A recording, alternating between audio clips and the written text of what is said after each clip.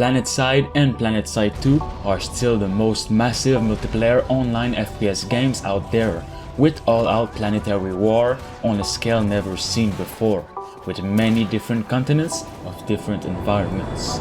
Unlike most first-person shooters that existed at the time, Planetside allowed thousands of players to battle at the same place and truly showed what it means to be at war. Along with the three main empires/factions, the game really has it all, with infantry combat, ground vehicle combat, air vehicle combat, stealth, and hacking. It is the game you want to play if you love to see battles taking place in at least 4 different open world maps, and all of this with at least 1,000 players in a server. Most of all, it is free to play and has a super loyal fanbase, which is why Planetside 2 is still very much alive to this day, since its release in 2012. Not only that, as I consider it the only real MMO FPS game ever made, with different wars taking place in different continents at the same time. So whether people like the game or not, it is definitely unique. When the first Planetside came out in 2003, this genre of games was ahead of its time,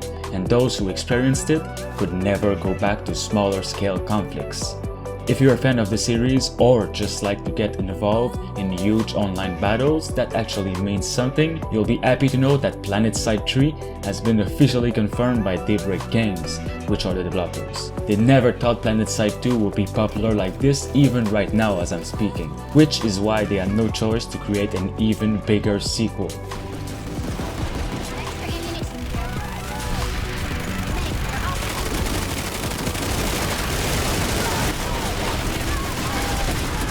Executive producer of the project Andy Seitz shared some details on this upcoming third installment, saying that it will feature a more expensive design on all things, including its world, classes, vehicles, and etc.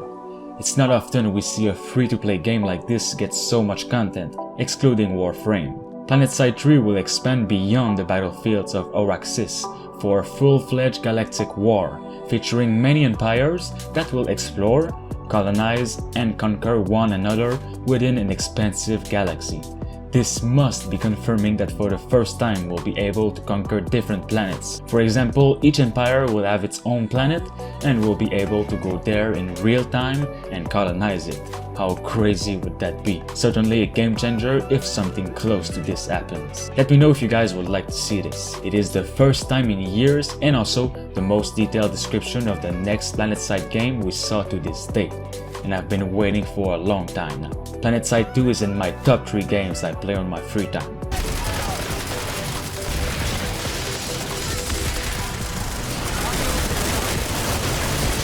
If you've been following the series recently, they also released a battle royale game called Planetside Arena, which didn't do well as it totally wasn't what the fans asked for. But they said it is the stepping stone between Planetside 2 and Planetside 3. It will link the stories of the two games and give Daybreak a space to test new features and playstyle ahead of Planetside 3.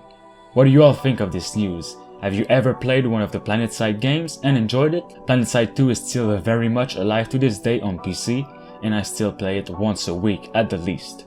I'd love for them to keep the Sunderer vehicle, which when deployed can spawn people from your team and can literally change the dynamic of the whole server.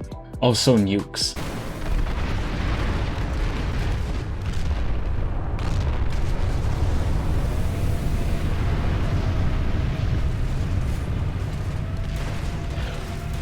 Make sure to support for more gaming news by liking this video and subscribe. Thanks for watching.